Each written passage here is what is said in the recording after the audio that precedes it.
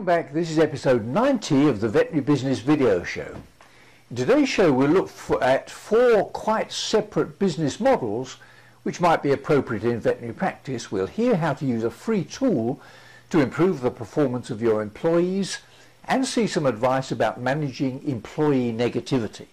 We'll look at the X model of employee engagement. We'll hear about fraud in veterinary practice and an example of a very serious practice theft. And I'll offer you my quick business tip for this episode. I'm John Sheridan, and this is the show that helps practice owners, managers and clinicians just like you to build your successful practice into a great business.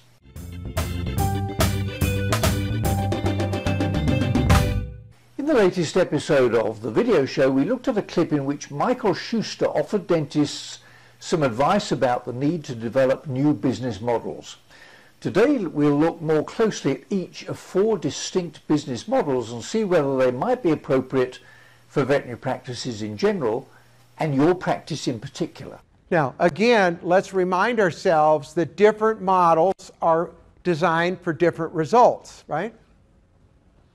These 2 animals aren't designed to behave the same, to act the same. They don't even eat the same. They don't even get their prey the same. So we have to remember that different models are designed. Even in athletics, you have a distance runner's body is totally different than a sprinter's body. This guy is going for 100 yards. And if you've watched them, they blast out of there with so much energy, it's frightening. But they only go 100 yards and they're done. Okay? So you have to kind of decide, you're in this, you're running a marathon. You're in practice 20, 30, 40 plus years, right? You're running a marathon. You're not a sprinter, right? Yes, no? So you have to think about, well, how can I sustain myself? How do I find the balance? Because every one of you know, once you get to be 40, you got less energy than when you were 30. Once you get to be 50, you got less energy. You can't do the same stuff. You don't even want to do it anymore. Right? So, I think it's really important to get in the right model, right? Because if you're in the wrong model, you're just going to work hard, and you're going to work hard, and you're going to work harder. Okay? So you need to design your practice for the long term, not for the short term. Okay? So this is a short-term practice. Okay? This is level 1, which is like a pharmacy. And this is David Meister's iteration of models. It's about transactions. No relationship is wanted or needed. Okay? Let me fix you. Come here. That's single-tooth dentistry. There's no interest in the cause of the disease. All we're interested in doing is fixing you. Okay? Okay? And this represents about 65% of the dentists in the United States. Okay? Okay? This is all specialists are included in this group, by the way. Okay? More advanced training. Now they know more. So now they got a bigger hammer. That the idea is I got a bigger hammer and they look at everybody as a nail. So now what they're going to do is they're going to try to sell them. They need a relationship. They need more of a relationship, but they need just enough relationship to sell them the dentistry. Okay? They don't really need to care about them deeply. They just need to. Now, that represents 30% of the dentists in the country. That's a big percentage. Whereas a level 1 dentist, the average new patient is 900 to 1100. The level 2 is someplace around 2,500 to 3,000. Okay? So their patients are buying more dentistry. But the level 3 is totally different. The level 3 is a whole different model. Doesn't even look like, act like, talk like a level 2 or 1. But unfortunately, for the public's sake, there's only about 3 to 4% of those dentists in the country. Now let's take a look outside the box for this episode. Your practice services and products are delivered by a small or maybe not so small team of skilled, hard-working professional individuals committed to the success of the business. So understanding what will motivate them to engage with your business, your clients and your patients is likely to result in superior professional and commercial performance, increased profit, productivity, employee retention and client loyalty. So what needs to be done? Is it a question of communicating clear goals, exposing all the numbers and building a business culture which defines your practice brand? Or is it about building trust, encouraging innovation, team building and a sense of belonging? Here's a clip in which Edward Musio describes how to use a performance improvement tool which is free and readily available for you to use in your practice now. There's a performance improvement tool that is free. It takes less than 5 minutes, it's highly effective, and yet it's one of the least used techniques in business in many companies today. That technique is called encouragement, and it's the art and science of getting someone to do more of something they're already doing well. Now, I'm not talking about saying attaboy or good job here. Those make people feel good. I'm talking about a specific kind of communication that will increase the frequency of good performance. There's some rules for that, and we abbreviate those with the acronym SPIFFI, S-P-P-I-F-I. Here's how it works. S stands for specific.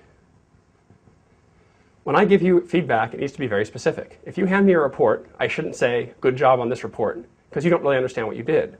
I should say, thank you for writing a clear executive summary at the front. It clarified your thinking, helped me clarify my own. That way you know exactly what you did well. P stands for pure. Now, we all have a tendency to do this. We say, you did a great job on this and this and this, but here's what you could improve. We call this the but sandwich. And the problem is you forget everything before the but, and it sounds like negative information. So keep it pure. Talk about what was good, leave it at that. The next P stands for positive. This means give it in a positive direction. A good thing to say is the report was very clear. That's positive feedback. What you don't want to say is something like, thanks for not writing a confusing report. The double negative is confusing. I stands for immediate. I need to give you this feedback as soon as possible after the performance. When you hand me the report, I read it and say, good job on this specific thing. That's good. If I wait 6 months and then tell you, you've forgotten what you did, it doesn't matter anymore. As immediate as possible afterward. F stands for frequent. And this is frequent at first. If I want you to really increase the frequency of your performance, I need to give you the feedback a lot, often, over and over again over the course of a week or 2 or 3 weeks. I can back off the frequency later, but initially you need a lot of reinforcement. Speaking of reinforcement, I stands for irregular. What we don't want to do is have me walk into your office every Tuesday at lunchtime and say, good job. You'll start to expect me, and it'll seem insincere. I need to spread the encouragement out over the week, over the month, at times you don't expect it. That way, you don't see it coming, and it really serves as a positive force in your own performance. Now let's see who's on the video show Soapbox for this episode. One of the essential attributes of a high-performance team is that they enjoy working with each other and contributing to shared professional and business objectives.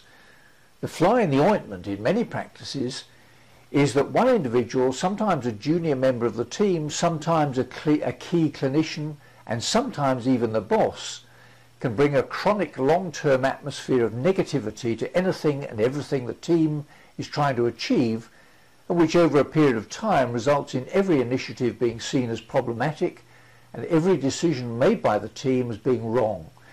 Here's a clip in which Leila Bulling-Town offers some advice about managing employee negativity. Some people possess an innate pessimism. Their tendency is to question and criticize rather than adopt a can-do attitude.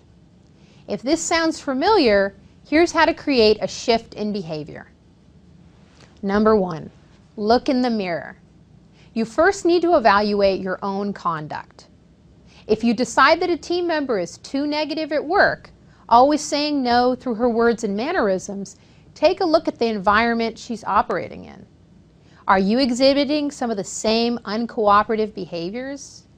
Do you only provide constructive criticism rather than balancing it with praise?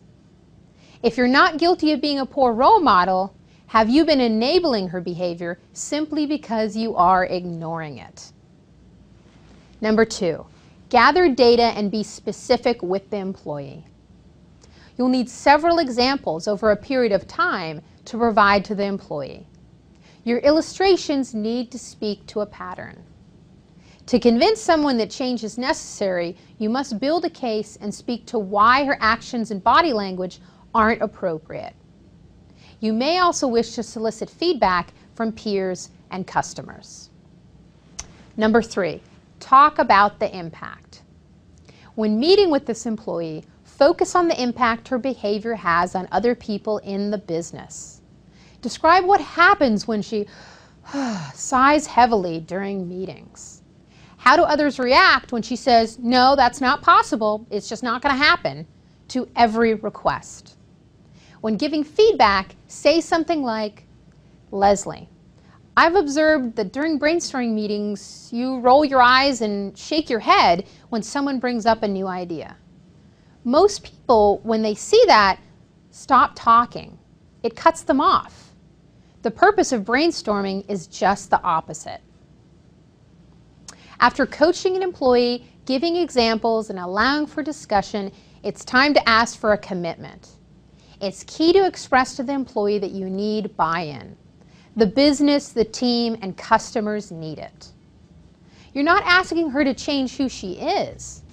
Instead, you're asking her to adapt how she interacts with others in the workplace in order to help everyone succeed. Now for the website search for this episode. In this episode, we heard some sound advice from Edward Musio about the art and science of encouraging employees to improve performance and the importance of employee engagement with the business. Here's another clip which helps us to understand what is described as the X model of employee engagement and what it might mean for your practice. So what exactly is employee engagement? Why should you as a business leader or a manager care about it? Well, over the next few minutes, I'm going to define it using what we call the X model of engagement and talk about how you can build a more engaged workforce in your organization to help drive performance. Let's start by looking at what your organization is trying to achieve, your success.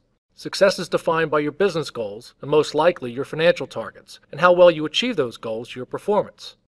Your core values are also an important part of your strategy since they help guide the daily actions of your organization. To stay competitive, your organization needs individuals who are willing and able to perform at higher levels, to give more at work, to give maximum contribution to the organization. But it's not something that you can mandate or delegate to your managers, and it's not easy. Increased contribution is the prize of a more engaged workforce, but it's only one half of the story. It's just one half of what we call the engagement equation. Individual employees are on a separate path toward their own and unique definition of success at work. It's based on personal values, goals, career aspirations, and work-life needs. And it could be defined as greater compensation, professional growth, greater work-life balance. But unlike the organization, there's no one answer. There's no right answer. Individuals are all looking for work that works for them personally, and they're looking for maximum satisfaction. And when I say individuals, I mean everyone, executives, managers, and individual contributors. They're all pursuing their own individual definitions of success, and ultimately, they need to take control of their own engagement. So, the organization is pursuing its definition of success, and individuals are pursuing theirs. These two strategies intersect daily at a place we call the job. This is the point where what the organization needs employees to give and what employees want to get from the job come together. We define full engagement as the intersection of maximum contribution for the organization and maximum satisfaction for the individual. This is the apex in our model. Now for my quick business tip for this episode. In a recent article entitled "Immunizing Your Veterinary Practice Against Theft," published in the Exceptional Veterinary Team website and highlighted in the Veterinary Business Briefing newsletter, Fritz Wood asked the question, how can you stop theft in your practice? He reported that in a recent AAHA survey, 86% of respondents said employees had stolen from the veterinary clinic, and he suggested perhaps the other 14% hadn't yet noticed. Security experts estimated that as many as 30% of all employees steal, and that another 60% would steal if given sufficient motive and opportunity. No practice is fraud-proof, and your practice isn't immune. Here's a clip in which Mark Opperman describes an even more serious example of theft in a veterinary practice. There was an associate veterinarian in a practice in Florida, and this associate veterinarian got in a really big argument with the owner of the practice, and they just got in this huge fight. The associate veterinarian decided that he was going to go and open his own practice. So he rented a storefront a couple blocks away from the practice that he was currently in, and unbeknownst to the owner, he built up the practice, and he got everything ready and you know, got everything set to go in there. And then one day he came in the practice, middle of the night, and he wrote a letter to the entire client base telling everybody what a jerk the owner was and that he, the new veterinarian, was going to open up a practice a couple blocks away. And adding insult to injury, he printed that letter out using that practice's letterhead and running it through their postage machine. Sent all that out, and then, listen to this, he deleted the entire client base. Boom, gone. How did he get in to delete the client base? He had the master password. So what's my quick business tip? Well, it's this. Take a look at Fritz Wood's article published in the Exceptional Veterinary Team website, or the extract published in the Veterinary Business Briefing News and Views newsletter, and learn about the various frauds frequently seen in veterinary practice around the world and how to prevent them. One of these days you'll be very glad that you did. Here are the links. Well, that's about it for now. I'm John Sheridan, and this is the Veterinary Business Video Show. See you next time.